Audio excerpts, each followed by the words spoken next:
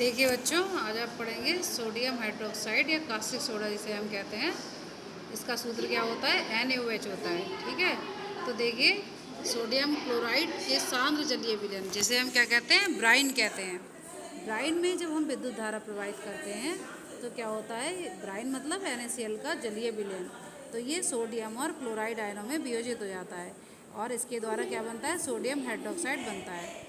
इस क्रिया को हम क्या कहते हैं? क्लोर क्षार क्रिया कहते हैं। क्लोर क्षार अभिक्रिया क्यों कहते हैं? क्योंकि इससे बने हुए उत्पाद क्या होते हैं? क्लोरीन और सोडियम हाइड्रोक्साइड होते हैं। क्लोरीन से क्या आया? क्लोर आया। सोडियम हाइड्रोक्साइड क्या होता है? क्षार होता है। इसलिए सोडियम हाइड्रोक्साइड के स्थान पर हम क्या बोलते हैं? क्षार। तो इस क्रिया को क्या कहते हैं? क्लोर क्षार क्रिया कहते हैं। इसमें देखिए आप एक डायग्राम देख रहे हैं। इस डायग्राम में आप देख रहे हैं कि एनोड क्या है? Cl2 गैस से भरा हुआ एक सिलेंडर टाइप दिख रहा है, ये एनोड है। और हाइड्रोजन से भरा हुआ एक कैथोड है। ठीक है, और इसमें जो Cl2 है इसके अंदर क्या है? आपका नमक का विलयन मतलब ब्राइन का सॉल्यूशन भरा हुआ है। ब्राइन का सॉल्यूशन जब है ब्राइन का सॉल्यूशन मतलब ये जो डिसोसिएट होता है तो क्या बनता है आपका? देखिए रिएक्शन आप देखिए, ब्राइन का सॉल्यूशन के डिसोसिएशन पे मतलब जलीय विलयन जब इसका वैद्युत अपघटन किया जाता है तो आप देख रहे हैं क्या बनता है? NaOH बन रहा है और Cl2 गैस बन रही है और हाइड्रोजन गैस बन रही है। ठीक है, तो विद्युत अपघटन जब आपने किया तो क्या होगा? हाइड्रोजन गैस जो बन रही है इस रिएक्शन में वो कहाँ पर एकत्रित हो रही है? कैथोड पर। और जो क्लोरीन गैस है वो कहाँ पर एकत्रित हो रही है? एनोड पर। इसके साथ ही जो NaOH विलयन बन रहा है वो कैथोड के पास में प्राप्त हो रहा है आपको। आप देख रहे हैं NaOH का एक जो है, ये जो आपको दिख रहा है ये NaOH है, आपका एक डिब्बा टाइप का दिख रहा है, इसमें NaOH है। ठीक है, तो ये सभी पदार्थ जो हैं, जो भी उत्पाद आपको प्राप्त हो रहे हैं, ये सभी औद्योगिक दृष्टि से अत्यधिक महत्वपूर्ण होते हैं। ठीक है, क्योंकि क्लोरीन जो है वो NaOH के ठंडे जलीय विलयन से जलीय विलयन से नहीं बल्कि ठंडे विलयन से NaOH की क्रिया करती है और सोडियम क्लोराइड एवं सोडियम हाइपोक्लोराइड बनाती है। ठीक है, अतः आवश्यक क्या है कि वैद्युत अपघटन करते समय हम क्या करें? क्लोरीन और NaOH को आपस में संपर्क में ना आने दें, वरना क्या होगा? रिएक्शन किस में कन्वर्ट हो जाएगी? इसमें देखिए NaOH किससे क्रिया कर लेगा? क्लोरीन से क्रिया कर लेगा और क्या बनाएगा? सोडियम क्लोराइड और सोडियम हाइपोक्लोराइड बनाएगा, साथ में जल बनाएगा।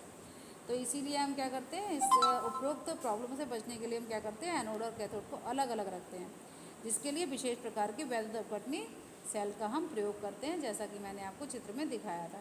ठीक है, अब देखिए इससे बनने वाली जो हाइड्रोजन है इसका क्या उपयोग है?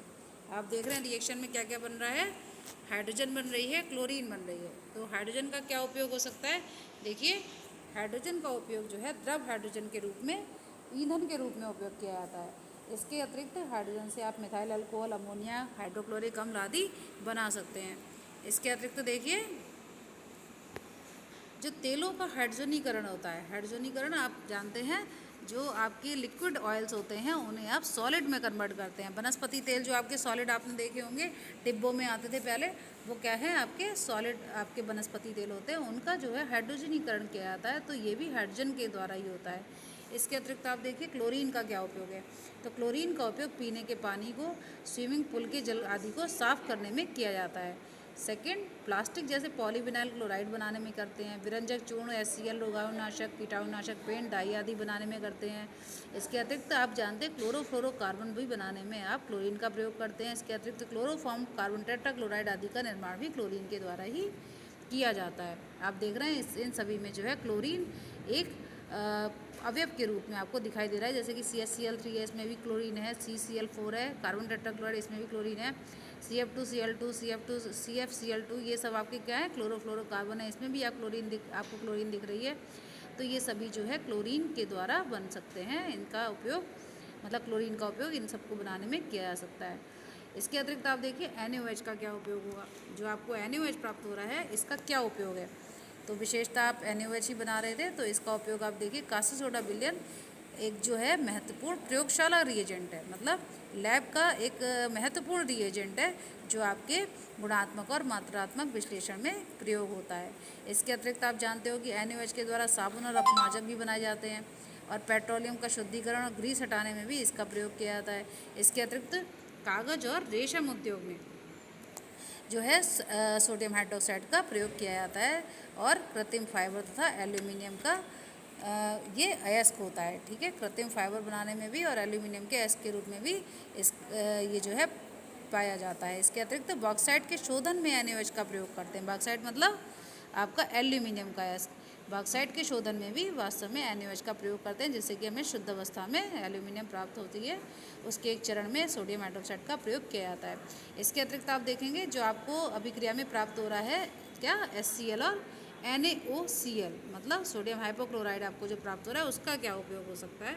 तो देखिए आप, उसका उपयोग हो रहा है HCl का जो उपयोग है वो दवाइयाँ बनाने में होता है। अमोनियम क्लोराइड में भी इसका उपयोग होता है। जैसे कि अमोनिया से क्रिया करते हैं किसकी, HCl की, तो आपको अमोनियम क्लोराइड जो है प्राप्त होता है, जिसका उपयोग शुष्क सैल बनाने में करते हैं।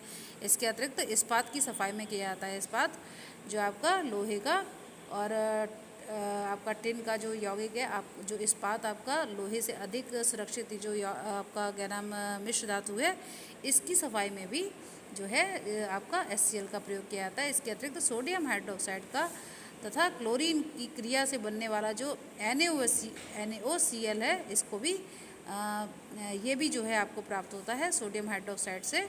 क्या बनता है, Cl2 की क्रिया आप कराएंगे तो NaOCl मतलब सोडियम हाइपोक्लोराइड प्राप्त होगा। इसका उपयोग कहाँ करते हैं, घरेलू विरंजन में। विरंजन मतलब कहीं पर कोई धब्बा कलर आ गया है तो उसे उड़ाने में, मतलब जो कहीं पे कलर लग गया है उसको उड़ाने में, या वस्त्र विरंजन मतलब उस वस्त्र पर कोई कलर आ गया तो उसका कलर मतलब जो एक्सटर्नल कोई भी कलर आया है तो उसको उड़ाने में, मतलब वस्त्र विरंजन, घरेलू विरंजन, सौंदर्य प्रसाधनों आदि में भी इनका प्रयोग किया जाता है। तो बच्चों आप समझ गए होंगे कि सोडियम हाइड्रोक्साइड को बनाने में जो है आप ब्राइन के सॉल्यूशन का प्रयोग करते हो। ब्राइन का सॉल्यूशन मतलब जो आपका नमक का जलीय विलयन है वो, और उसका विद्युत अपघटन करते हो। विद्युत अपघटन के द्वारा आपको सोडियम हाइड्रोक्साइड, क्लोरीन और हाइड्रोजन गैस मिलती है। आप अगर हाइड्रोजन और क्लोरीन की क्रिया कराते हैं तो क्या बनता है, जैसे कि आपने ये डायग्राम में देखिए, अगर आप